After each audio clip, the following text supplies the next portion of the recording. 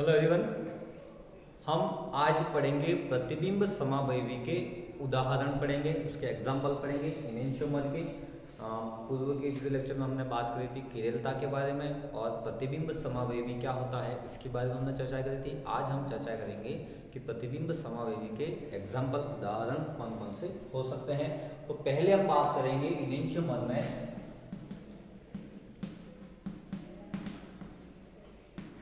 Enantiomer में प्रतिबिंब समावयवी में पहली बात करेंगे। प्रतिबिंब समावयवी का मतलब ये होता है कि ऐसे प्रकाशिक समावयवी यौगिक जो एक दूसरे के दर्पण प्रतिबिंब होते हैं, ऐसे यौगिक को हम प्रतिबिंब इन यौगिकों को आपस में हम प्रतिबिंब समावयवी कहेंगे। और सबसे पहले हमने बात करी थी कि प्रकाशिक समावयता के लिए एसिमेट्रिक कार्बन का होना जरूरी है। जैसे कि हम बात करें, सबसे पहले एग्जाम्पल देते हैं, एक असममित कार्बन परमाणु उपस्थित हो उनकी चर्चा करेंगे।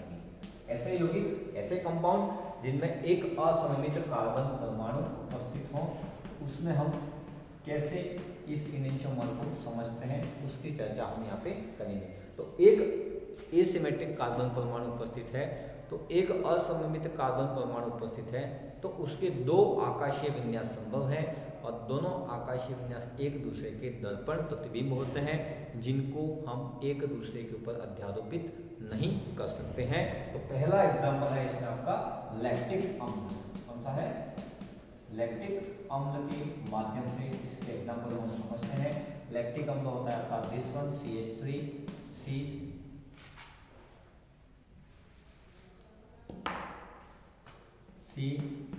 COOH OH H and CH3।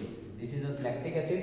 और लैक्टिक एसिड में देख रहे हैं ये कार्बन परमाणु आपका एसिमेट्रिक है, असममित कार्बन परमाणु है, क्योंकि OH H CH3 and COOH चारों समूह आपके अलग अलग हैं और इस वजह से ये आपका एसिमेट्रिक कार्बन कहलाएगा। और ये जो लैक्टिक एसिड है इसके दो 3D में अरेंजमेंट इसके संभव हैं और दोनों एक दूसरे के क्या होते हैं, मिरर इमेज होते हैं, दर्पण प्रतिबिंब होते हैं, जो एक दूसरे के ऊपर अध्यारोपित नहीं हो सकते हैं। इसलिए हम कह सकते हैं कि लैक्टिक अम्ल का प्रतिबिंब समावयवता प्रदर्शित करता है। देखते हैं हम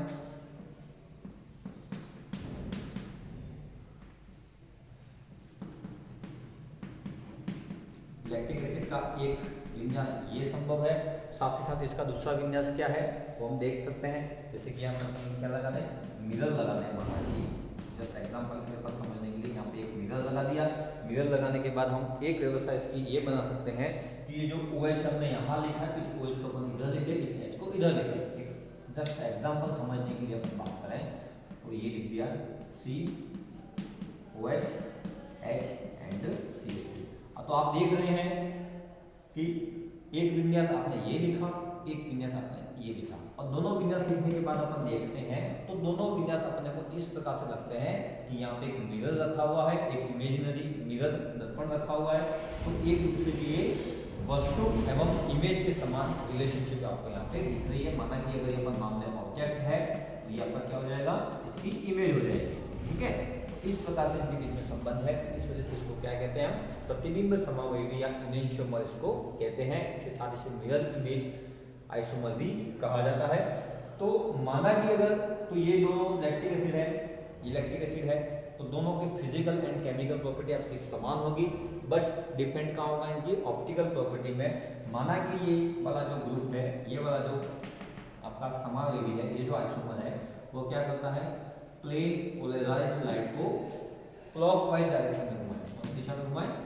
क्लॉकवाइज डायरेक्शन में इसको घुमाए तो इसका जो इमेज है जस्ट अपोजिट डायरेक्शन में PPL प्लेन पोलराइज्ड लाइट को रोटेट करेगा। तो ये कौन सी दिशा में कर रहा है, आपका एंटी क्लॉकवाइज दिशा में करेगा। और जैसा कि हम पढ़ चुके हैं कि जो क्लॉकवाइज दिशा में डायरेक्शन में प्लेन पोलराइज्ड लाइट को रोटेट करता है उसे डेक्स्ट्रो रोटेटरी कहा जाता है, और जो एंटी क्लॉकवाइज दिशा में रोटेट करेगा उसे हम लिवो रोटेटरी या वाम ध्रुवण गुणक यौगिक, जिसे हम कहेंगे दक्षिण ध्रुवण गुणक यौगिक कहते हैं। और सिंबलाइजेशन में इसको हम दिखाएंगे स्मॉल लेटर में D के द्वारा या प्लस के द्वारा प्रदर्शित किया जाता है। और ये अगर एंटी क्लॉकवाइज दिशा में घुमाएगा तो इसे हम माइनस या स्मॉल लेटर में L के माध्यम से प्रदर्शित किया जाता है।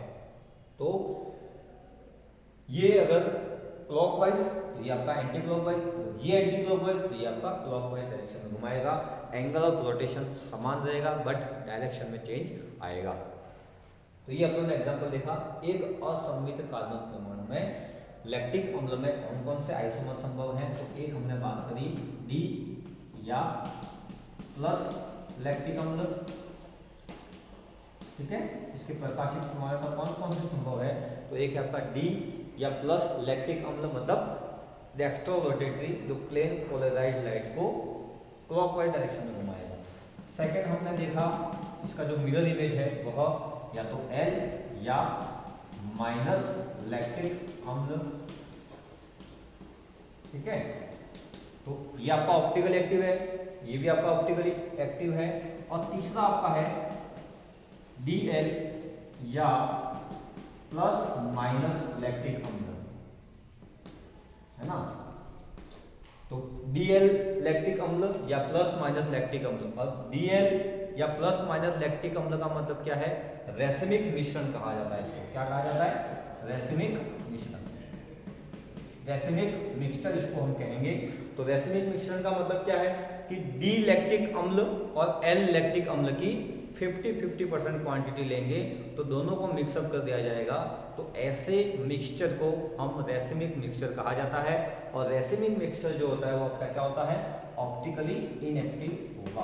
क्या होगा, ऑप्टिकली इनएक्टिव होता है। और ऑप्टिकली इनएक्टिव का मतलब क्या है कि ये जो मिश्रण है वह प्लेन पोलराइज्ड लाइट को, समतल ध्रुवित प्रकाश के तल को किसी भी डायरेक्शन में रोटेट नहीं करेगा, तो उसे कहा जाता है ऑप्टिकली इनएक्टिव। तो लैक्टिक अम्ल में इनेंशियोमर की बात करें तो एक आपका हो जाएगा डी या प्लस लैक्टिक अम्ल, सेकेंड इसका आइसोमर है एल या माइनस लैक्टिक अम्ल, और तीसरा है आपका DL या प्लस माइनस लैक्टिक अम्ल। और जो DL या प्लस माइनस का मतलब क्या है, रैसिमिक मिश्रण है। इसका मतलब रैसिमिक मिश्रण का मतलब क्या होता है कि लैक्टिक अम्ल जो आपका डी लैक्टिक अम्ल है वो हमने ले लिया 1 मोल, माना कि ये ले लिया हमने एल लैक्टिक अम्ल भी हमने 1 मोल ले लिया, मतलब दोनों की समान मात्रा हम लेके एक सॉल्यूशन बनाए और उस सॉल्यूशन की हम ऑप्टिकल प्रॉपर्टी देखें तो ये ऑप्टिकल एक्टिविटी इंडिविजुअली दोनों क्या है आपके ऑप्टिकली एक्टिव है, लेकिन दोनों को समान मात्रा में मिला दिया जाता है, उस कंडीशन में वो आपका ऑप्टिकली इनएक्टिव होता है।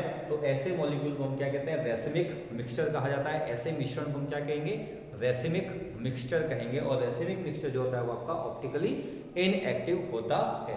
और ये जो आपका DL लैक्टिक अम्ल है वो क्या करता है कि माना कि 50% आपका जो डी लैक्टिक अम्ल है वो क्या करेगा, क्लॉकवाइज घुमाएगा, है ना, क्लॉकवाइज घुमाएगा। और जस्ट 50% आपने जो लिया वो एंटी क्लॉकवाइज डायरेक्शन में इसको घुमा देगा। तो ओवरऑल जो आपका PPL प्लेन पोलराइज्ड लाइट है वह जहां है वहीं के वहीं रहेगा, तो उसके प्लेन में कोई चेंजेस नहीं आएगा। इस वजह से इसको हम ऑप्टिकली इनएक्टिव कहेंगे, क्योंकि डी है वो माना कि +5 डिग्री घुमा रहा है, माना कि डी लैक्टिक अम्ल +5 डिग्री एंगल से प्लेन पोलराइज्ड लाइट को रोटेट कर दिया, तो माइनस लैक्टिक अम्ल क्या करेगा, -5 डिग्री इसको वापस क्लॉकवाइज एंटी क्लॉकवाइज दिशा में इसको घुमा देगा। तो ओवरऑल क्या हो जाएगा, +5 -5 ओवरऑल क्या हो जाएगा 0, मतलब किसी प्रकार के उसके रोटेशन में कोई चेंजेस नहीं आएगा। इस वजह से जो आपका DL लैक्टिक अम्ल है वो आपका ऑप्टिकली इनएक्टिव होता है। ठीक है, तो यहाँ पे डी लैक्टिक अम्ल, एल लैक्टिक अम्ल और DL लैक्टिक अम्ल 3 आइसोमर इसके संभव है।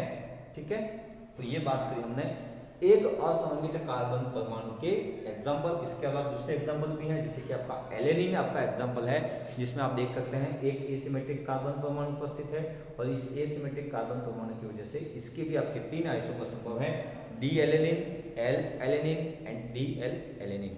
ठीक है, जितने भी आपके एक एसिमेट्रिक कार्बन वाले एग्जाम्पल हैं तो वो सभी आपके इस कैटेगरी में, इस प्रकार से आप इसको डिफाइन कर सकते हैं। ठीक है, एलेनिन में क्या होता है, तो एलेनिन में भी इसी प्रकार से होता है।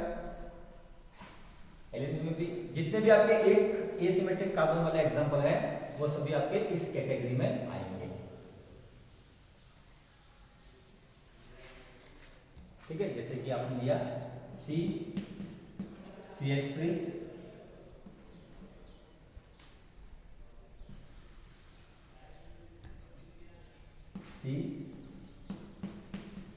CH3, COOH, NH2H, ये है आपका एलेनिन है, जिसमें एक कार्बन परमाणु आपका एसिमेट्रिक है, ठीक जैसे कि लैक्टिक अम्ल में आपने लिखा, ठीक इसी प्रकार से इसका भी आप मिरर इमेज यहाँ पे लिखें। अगर ये मानेगा डी है तो उसका जो इमेज बनेगा वो आपका एलेनिन होगा, और दोनों को मिक्सअप कर दिया जाएगा तो आपका रासायनिक मिश्रण एलेनिन का बन जाएगा। तो जितने भी एग्जाम्पल हैं एक सिमेट्रिक कार्बन के, जैसे कि आपका ग्लिसरॉल्डिहाइड है,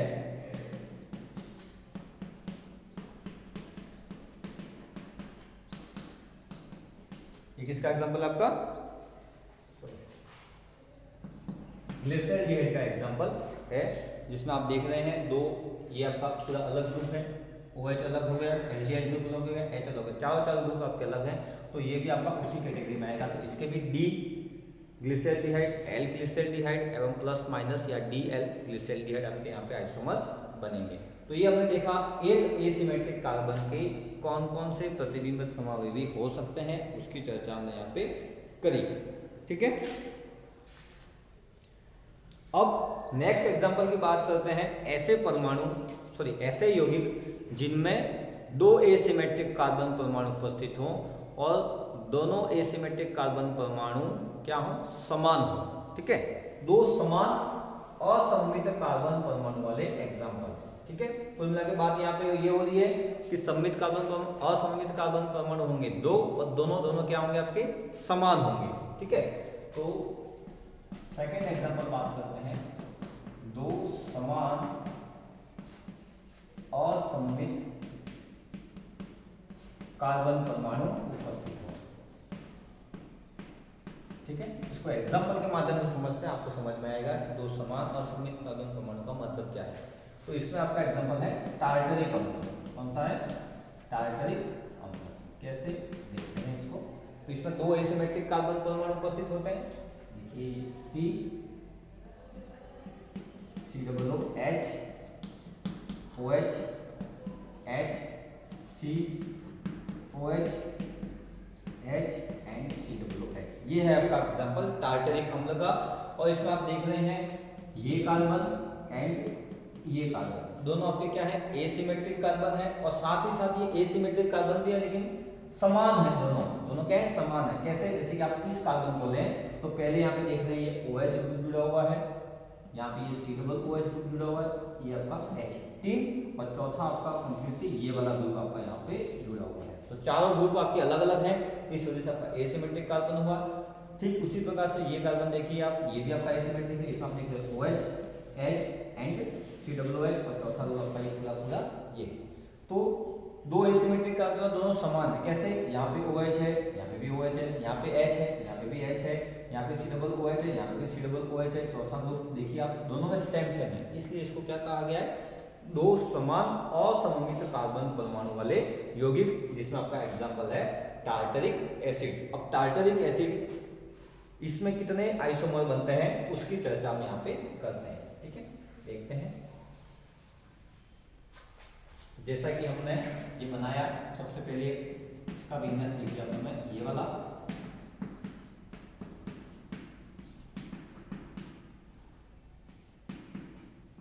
ठीक है, एक मैंने विन्यास लिख दिया इसका, क्लियर। एक OH इधर लिख दिया, एक OH हमने इधर लिख दिया। ठीक है, अब इसका मिरर इमेज बना है, क्या बनेगा, COOH, COH, H, COH and COOH। ये एक बार H और OH ये लिख दिया, इधर लिख दिया, तो ये इसका प्रतिबिंब समावयवी यहाँ पे आपका बन रहा है। ठीक है,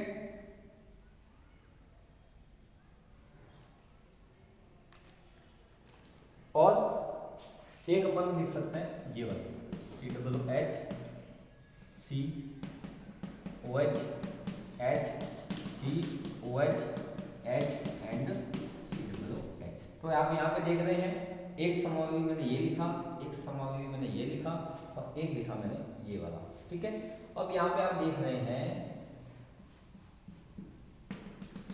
एक दूसरे क्या मिरर इमेज है, तो ये आप आपस में क्या कहलाएंगे, प्रतिबिंब समावयवी कहलाएंगे। क्या कहलाएंगे, प्रतिबिंब समावयवी। माना कि ये आपका डी टार्टरिक एसिड है, तो ये क्या होगा आपका एल टार्टरिक अम्ल होगा।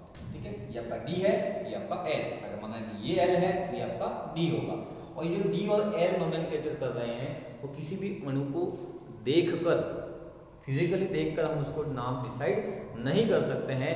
ये जो डी और एल नाम है वो आपके प्रैक्टिकली नाम है, इसको प्रैक्टिकल में परफॉर्म करने के बाद ही हम डी या एल नोमेनक्लेचर दे सकते हैं, ठीक है। तो यहाँ पे जस्ट मैं एक इमेजिन करके यहाँ पे डी लिख रहा हूँ, तो ये जरूरी नहीं कि ये डी ही हो, ये एल भी हो सकता है, लेकिन ये हम ऐसे यहाँ पे समझने के लिए, अगर ये आपका डी है तो ये आपका एल होगा, अगर ये एल है तो इसका मिरर इमेज जो होगा वो आपका डी होगा। तो डी और एल नोमेनक्लेचर फिजिकली नहीं देके हम लेबोरेटरी में प्रैक्टिकली करके हम इसको दे सकते हैं। ये थ्योरेटिकली नोमेनक्लेचर नहीं है, लेकिन जस्ट यहाँ पे समझने के लिए अगर आपका डी है तो ये आपका एल आइसोमर होगा। तो दो समान असममित कार्बन परमाणु हमने देखा, एक हो गया आपका डी टार्टरिक एसिड, एक हो गया आपका एल टार्टरिक एसिड, और तीसरा आप यहाँ पे जो देख रहे हैं उसमें आप देख रहे हैं, हमने एग्जांपल पढ़ा था प्लेन ऑफ सिमेट्री में, तो यहाँ पे ये देख रहे हैं, आप देख रहे हैं यहाँ पे क्या उपस्थित है, ये प्लेन ऑफ सिमेट्री प्रेजेंट है। क्या है? प्लेन ऑफ सिमेट्री प्रेजेंट होने की वजह से ये आपका क्या होता है, ऑप्टिकली इनएक्टिव होगा। क्या होगा? क्या है ये? Optically inactive. तो ये आपका ऑप्टिकली इनएक्टिव होगा क्योंकि यहाँ पे प्लेन ऑफ सिमेट्री प्रेजेंट है। आप यहाँ पे देख रहे हैं प्लेन ऑफ सिमेट्री आपकी उपस्थित है। तो जैसे आप इस प्लेन से इसको काटेंगे, ये दो भागों में आपका डिवाइड यहाँ पे हो रहा है, तो दोनों एक दूसरे के क्या है, आपकी मिरर इमेज है। तो प्लेन ऑफ सिमेट्री प्रेजेंट होने की वजह से ये जो आपका टार्टरिक एसिड का जो ये जो हमने आकाशीय विन्यास लिखा है वो आपका क्या होगा, ऑप्टिकली इनएक्टिव होता है, और जिसे हम क्या कहते हैं, मीसो टार्टरिक अम्ल कहा जाता है। क्या कहा जाता है? मीसो टार्टरिक अम्ल इसे कहेंगे, मीसो टार्टरिक एसिड इसको कहा जाता है, जो कि आपका क्या होता है, ऑप्टिकली इनएक्टिव होता है। क्यों? क्योंकि प्लेन ऑफ सिमेट्री प्रेजेंट होने की वजह से ये आपका ऑप्टिकली इनएक्टिव कहा जाएगा। तो ये हो गया आपका डी, ये हो गया आपका एल टार्टरिक अम्ल, डी टार्टरिक अम्ल, एल टार्टरिक अम्ल, और तीसरा आपका मीसो टार्टरिक अम्ल, और चौथा कौन सा होगा, डी टार्टरिक अम्ल और एल टार्टरिक अम्ल का 50-50% रेशियो का मिक्सचर, जिसे हम कहते हैं रैसिमिक मिक्सचर, जैसा कि हमने लैक्टिक अम्ल में देखा था। तो D tartaric acid, L tartaric acid, meso tartaric acid, और तीसरा क्या हो जाएगा, चौथा डीएल या प्लस माइनस टार्टरिक अम्ल, क्योंकि आपका क्या होता है, रैसिमिक मिश्रण होगा। क्या होगा? रैसिमिक मिश्रण हम इसको कहेंगे, जो कि वो भी क्या होगा आपका ऑप्टिकली इनएक्टिव। तो ये डीएल या प्लस माइनस टार्टरिक अम्ल वो भी आपका ऑप्टिकली इनएक्टिव है, और ये जो मीसो टार्टरिक अम्ल है वो भी आपका ऑप्टिकली इनएक्टिव है। लेकिन दोनों में डिफरेंस है। दोनों में डिफरेंस क्या है कि ये आपका इंटरनल एक्सपेंसेशन, इसको क्या कहा जाता है, आंतरिक प्रतिकारक की वजह से ये आपका मॉलिक्यूल है, मीसो टार्टरिक अम्ल वो आपका ऑप्टिकली इनएक्टिव है। इसका मतलब क्या होगा, इंटरनल कंपनसेशन का मतलब क्या होता है, इंटरनल कंपनसेशन का मतलब ये होता है कि मॉलिक्यूल के अंदर ही ऐसी प्रॉपर्टी है, ऐसी गुण होने की वजह से वो आपका ऑप्टिकली इनएक्टिव है। और ये जो डीएल टार्टरिक अम्ल है उसे हम कहते हैं ऑप्टिकली इनएक्टिव होता है एक्सटर्नल कंपनसेशन, बाह्य प्रतिकारक की वजह से ऑप्टिकली इनएक्टिव है। तो डीएल लैक्टिक अम्ल, सॉरी डीएल टार्टरिक अम्ल है, उसमें हमने क्या किया, बाहर से हमने डी और एल की 50-50% मात्रा ली है, उसका सॉल्यूशन बनाया है और उसको हमने देखा प्रैक्टिकली, तो आपका ऑप्टिकली इनएक्टिव हुआ। मतलब हमने उनको मिलाया है आपस में और इस वजह से वो ऑप्टिकली इनएक्टिव है। लेकिन जो आपका मीसो टार्टरिक अम्ल है वो आपका इंटरनल एक्सपेंसेशन, सॉरी इंटरनल कंपनसेशन की वजह से यहाँ पे प्लेन ऑफ सिमेट्री प्रेजेंट है, इस वजह से ये मॉलिक्यूल आपका ऑप्टिकली इनएक्टिव है। माना कि अगर ये वाला भाग क्लॉकवाइज घुमाए पीपीएल लाइट को, तो इसका जो ये मिरर इमेज जो बन रहा है वो क्या करेगा, इसको एंटी क्लॉकवाइज दिशा में घुमा देगा, जिसकी वजह से ये पीपीएल प्लेन पोलराइज्ड लाइट है वह किसी भी एंगल में रोटेशन नहीं कर पाती है। तो यहाँ पे हमने देखा कि दो असममित कार्बन परमाणु है, तो उसके हमने 4 समावेशी देखे। पहला हमने देखा डी टार्टरिक अम्ल, तीसरा हमने देखा एल टार्टरिक अम्ल, सॉरी पहला डी टार्टरिक अम्ल, सेकंड आपका एल टार्टरिक एसिड, तीसरा हमने बात करी मीसो टार्टरिक एसिड, और चौथा हमने बात करी डीएल या प्लस माइनस टार्टरिक अम्ल। तो 3 यहाँ पे आप 4 आइसोमर इसको देख रहे हैं, D tartaric acid, L tartaric acid, meso tartaric acid and DL या प्लस माइनस टार्टरिक एसिड। अगर 2 समान असममित कार्बन परमाणु उपस्थित हैं, 2 समान असममित कार्बन परमाणु उपस्थित हैं, उस कंडीशन में हम यहाँ पे देखते हैं कि 4 आइसोमर यहाँ पे आपके बन रहे हैं, ठीक है। तो यहाँ पे एक सामान्य सूत्र हम प्रदर्शित कर सकते हैं n स्क्वायर के माध्यम से। इसके द्वारा n स्क्वायर की मतलब 2n है यहाँ पे नंबर ऑफ असममित कार्बन परमाणु की संख्या, तो यहाँ पे 2 है तो 2 का स्क्वायर हुआ 4, तो 4 आइसोमर आपके यहाँ पे बने। पहला हो गया डी टार्टरिक अम्ल, तीसरा एल टार्टरिक अम्ल, चौथा आपका तीसरा आपका मेसो टार्टरिक अम्ल, चौथा आपका DL या प्लस माइनस टार्टरिक एसिड। तो आप देख रहे हैं ये डेक्सट्रोरोटेटरी, लिवोरोटेटरी, ऑप्टिकली इनएक्टिव, ये इंटरनल कंपनसेशन की वजह से, ये एक्सटर्नल कंपनसेशन की वजह से आपका ऑप्टिकली इनएक्टिव है। नेक्स्ट वीडियो लेक्चर में हम आगे पढ़ेंगे दो असममित कार्बन परमाणु उपस्थित है, उस कंडीशन में इनेंशियोमेरिज्म किसे डिसाइड होगी उसकी चर्चा हम करेंगे बाद में। तो यहाँ पे आपने देखा एक बना डी टार्टरिक एसिड, एक बना आपका एल टार्टरिक एसिड, तीसरा मेसो टार्टरिक एसिड और चौथा हम कह रहे हैं रासायनिक मिक्सचर DL या प्लस माइनस टार्टरिक एसिड। और एक वैज्ञानिक वांटाप सूत्र है जो कि है आपका n स्क्वायर, और यहाँ पे n है असममित कार्बन परमाणु की संख्या। माना कि असममित कार्बन परमाणु की संख्या 2 है तो बनने वाले आइसोमर की संख्या कितनी होगी, 2 का स्क्वायर हुआ 4। लेकिन यहाँ पे जरूरी है कि ये फॉर्मूला तब लागू नहीं होगा जब 2 समान असममित कार्बन परमाणु उपस्थित है, उस कंडीशन में ये फॉर्मूला का काम नहीं करेगा। जैसे कि आप यहाँ पे देख रहे हैं डी टार्टरिक अम्ल बना, एल टार्टरिक अम्ल बना और तीसरा केवल आपका मेसो टार्टरिक एसिड बन रहा है। तो 3 समय में भी आपके बन रहे हैं, ये तो आपका मिश्रण है, मिक्सचर है जो हमने बनाया है। तो यहाँ पे n स्क्वायर वाला जो फॉर्मूला वो कब लागू होगा, जब 2 असममित कार्बन परमाणु उपस्थित हो, 2 असममित कार्बन परमाणु उपस्थित हो, तभी आपका n स्क्वायर वाला फॉर्मूला हम लागू करेंगे। यहाँ पे मेसो टार्टरिक एसिड में n स्क्वायर वाला फॉर्मूला लागू नहीं हो रहा है, तो इसके 1 2 3 और चौथा हमने मिश्रण बनाया है, ये 3 आइसोमर और एक चौथा आपका मिश्रण यहाँ पे आपका बन रहा है। Thank you.